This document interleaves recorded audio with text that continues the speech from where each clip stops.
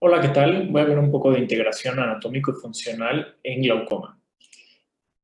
En la actualidad, para poder relacionar los hallazgos patológicos propios del glaucoma, ya sea medidos estructural o funcionalmente, necesitamos tener una serie de estudios a lo largo del tiempo. Y esto ha cobrado importancia para poder detectar la progresión en formas más eficientes y para entender el déficit visual que ocasiona el glaucoma en las diferentes etapas en cada uno de nuestros pacientes.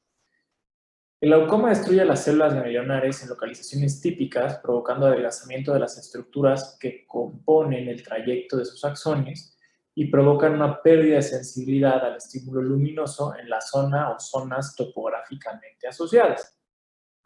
Si bien esta historia no es tan fácil como parece, normalmente esperaríamos que un daño funcional siempre se corresponda con un daño estructural y viceversa, pero la realidad medible no es así y todos lo hemos podido ver en cada uno de nuestros pacientes. Esto es porque la relación estructura-función en un glaucoma es imperfecta.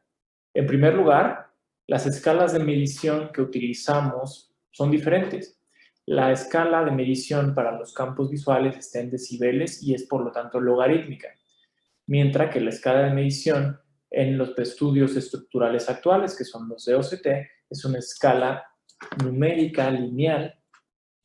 que se da en micras. Por lo tanto, no las podemos comparar una a otra de manera directa.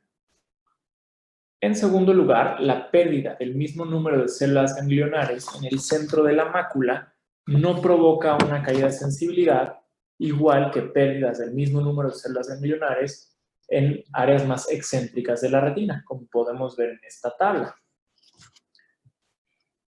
Además de que el sitio anatómico en donde obtenemos las medidas más tradicionalmente utilizadas para detectar y diagnosticar glaucoma es diferente. La capa de fibras nerviosas peripapilar se mide a 3.5 milímetros del centro del nervio óptico,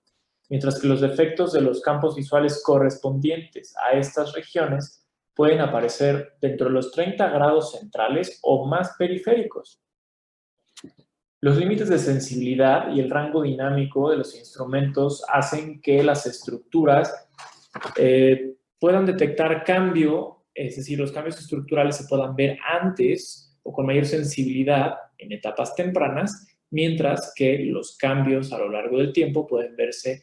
más pronto en pacientes con OCT cuando tenemos glaucomas severos. Entonces, es diferente la relación que existe entre el OCT y el campo visual en etapas tempranas de la enfermedad con respecto a etapas tardías. Además, la presencia de cambios funcionales y estructurales que a la fecha no podemos medir con las técnicas convencionales. Que ejemplificando un poco lo mismo, cómo cambia el sitio anatómico donde medimos dependiendo del campo visual o el OCT o qué parámetro del OCT estamos utilizando. Existen diferentes abordajes publicados, pero el más utilizado es el modelo de Garway-Heath, que tomando en cuenta esta excentricidad retiniana y algunos de los problemas que ya mencionamos previamente, convirtió los datos de sensibilidad de un campo visual, que normalmente están en decibeles, a una medida no logarítmica, es decir, lineal, y comprobó que existe una correlación lineal entre la pérdida de células ganglionares medidas por la sensibilidad en campos visuales con respecto a la pérdida medida en micras en el OCT. Tomando esto en cuenta, trazaron también imágenes con defectos de capa de fibras nerviosas en pacientes con glaucoma de tensión normal y los correlacionaron a sus localizaciones perimétricas para obtener estas 6 zonas de correspondencia estructura-función que se ven en el mapa, que son las que se utilizan en la mayoría de los topógrafos y que, bueno, además de algunas modificaciones, es la más aceptada en la actualidad. Como podemos ver, en este mapa suele haber una correspondencia bastante precisa en casos de anatomía normal, cuando hay daños localizados, tomando en cuenta que generalmente las zonas anatómicamente relacionadas alrededor de la zona más lastimada tendrán también cierto grado de daño y por lo tanto también se correlacionarán tanto en el OCT como en el campo visual, como podemos ver en estas imágenes, sombreadas de diferentes intensidades, pero que corresponden a la que tiene el mayor daño o a la que tiene el sombreado de mayor intensidad. Sin embargo, este modelo no toma en cuenta la gran variabilidad que existe entre la relación del centro de la fóvea, de la mácula, con el centro del nervio óptico. Y esta relación diferente entre la fóvea y el nervio óptico puede alterar también la anatomía y la forma en la que entran los axones de las células ganglionares, que siempre toman el camino más corto desde su origen hacia el nervio óptico para ir al resto de su trayecto dentro del nervio óptico y al cerebro. Y esta variabilidad, que puede ser desde más de 20 grados por encima de la fóvea hasta menos de 4 grados por el otro lado de la fóvea, no está ejemplificado en cierto modo en este mapa de los más utilizados, y que pudiera alterar la forma en la que vemos los efectos en el campo visual correspondientes con un defecto en la capa de fibras nerviosas. Tampoco toma en cuenta la posición relativa del rafe temporal con respecto a las estructuras previas. Podemos ver aquí el ángulo que hace el centro del nervio óptico con el centro de la fóvea, y a su vez con la posición del rafe horizontal, que en este caso está bastante horizontal, pero que también tiene una amplia variabilidad. Tenemos un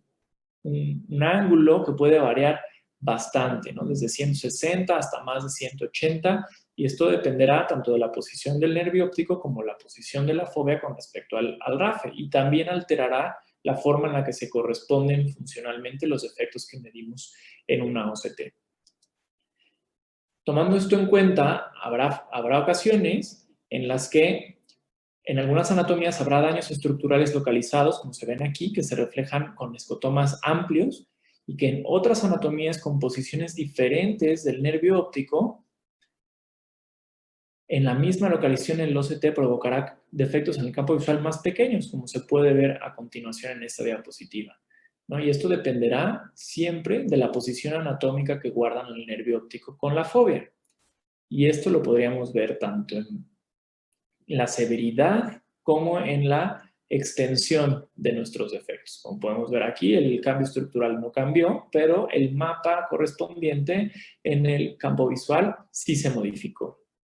¿Okay? De igual manera, por ejemplo aquí, un daño estructural en la zona rosa provoca un escotoma central que, si lo movemos en la posición del nervio óptico, vemos que ya no afectaría el área de los 15 grados centrales, y esto es completamente dependiente de la posición anatómica del nervio con la mácula, y es algo que no se toma en cuenta de manera tradicional cuando hablamos de la correspondencia y de la relación estructura-función, que solo toma en cuenta anatomías promedio.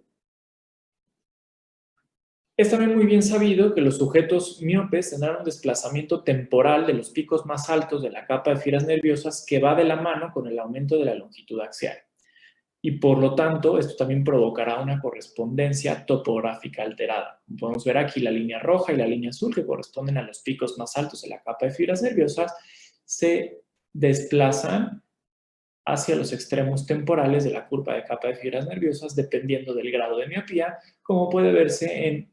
la gráfica que está a la derecha, en un estudio realizado en sujetos miopes, en donde se midió la posición efectiva del ángulo que relaciona al pico superior con el pico inferior, y que estos están más cerca del sector temporal, y por lo tanto también se alterará, si estos son los sitios donde más frecuentemente se daña el glaucoma, la posición donde se encuentran los escotomas relacionados en pacientes con glaucoma y miopías más elevadas. Para ejemplificar un poco la difícil relación que existe entre la función y la estructura en el glaucoma, les traigo algunos casos clínicos. El primer caso clínico es de una paciente femenina de 61 años que no tiene antecedentes personales o familiares que pudieran aumentar el riesgo de glaucoma, pero que tiene en la fotografía de sus nervios ópticos una disminución ligera de la capa de fibras nerviosas en el sector temporal inferior, que es poco visible en la fotografía, pero esperaré que me crean que ahí está, y en la cual se obtuvieron estudios estructurales y funcionales. En la primera diapositiva les muestro el estudio estructural de OCT, dominio espectral del ojo derecho, en el que en efecto podemos ver que en la capa de fibras nerviosas, en la curva, tenemos una disminución que roza lo rojo en el sector temporal inferior, con una percentila de 7 y con un anillo neuroretiniano disminuido limítrofemente, también en esa misma sección, y que se corresponde con una disminución en la capa de células ganglionares en una muesca temporal inferior. Les pongo un poco más grande la capa de fibras nerviosas, y abajo una correlación de algún estudio que se hizo con inteligencia artificial tratando de adivinar dónde estaría el defecto perimétrico en un paciente que tuviera este defecto en la capa de fibras nerviosas por OCT. Entonces, si vemos, más o menos se corresponde ese modelo de inteligencia artificial con el que tenemos en nuestro paciente. El modelo de inteligencia artificial, visto a la derecha, a diferentes caídas de sensibilidad, vemos dónde encontraríamos el defecto de capa de fibras nerviosas, que se encontraría en el centro prácticamente, y vemos del lado izquierdo de la pantalla la campimetría de nuestro paciente, en el que prácticamente no se encuentra algún defecto en la desviación del modelo, pero que tenemos una sensibilidad foveal disminuida, lo que los obliga a estudiar de manera más cercana el campo visual central con una perimetría 10-2 y donde podemos ver un defecto muy central, superior, que se correspondería al modelo de inteligencia artificial y a lo que esperaríamos nosotros encontrar por la localización de la disminución de la capa de fibras nerviosas que vimos en el OCT. Este otro paciente es una paciente femenina de 58 años con antecedentes familiares de mamá con glaucoma, en el que también se veían sutiles disminuciones de la capa de fibras nerviosas, particularmente del ojo derecho en el sector nasal inferior, con una alteración anatómica en la posición del nervio óptico. Se le piden también estudios estructurales de OCT, también dominio espectral, pero de otra marca, en el que se encuentra una simetría importante entre un ojo y otro y una disminución de la capa de fibras nerviosas considerable en el sector temporal inferior del ojo derecho, particularmente en las horas 5, 6 y 7, como se puede nuevamente ejemplificar en las gráficas de Pie, que repito, en mayor tamaño en el sector superior del lado derecho. Y que si vemos la correspondencia que tendríamos en nuestro mapa de Garway-Heath, ejemplificado en el esquema inferior, podríamos esperar que tendríamos un defecto probablemente en el sector superior, que correspondería en ese mapa a los colores amarillo, azul, quizá naranja, y posiblemente también un defecto que acompañaría a aquel defecto que se encuentra en amarillo en la hora 11. Podríamos esperar también un defecto en ese sector que nos afectara quizá el otro hemicampo. Y por lo tanto vemos el campo visual de nuestro paciente que corresponde anatómica y funcionalmente de manera adecuada con un escotoma arqueado superior de predominio nasal incompleto, además de un escalón nasal inferior correspondiente a la disminución de la capa de fibras nerviosas en el otro polo de la papila del nervio óptico.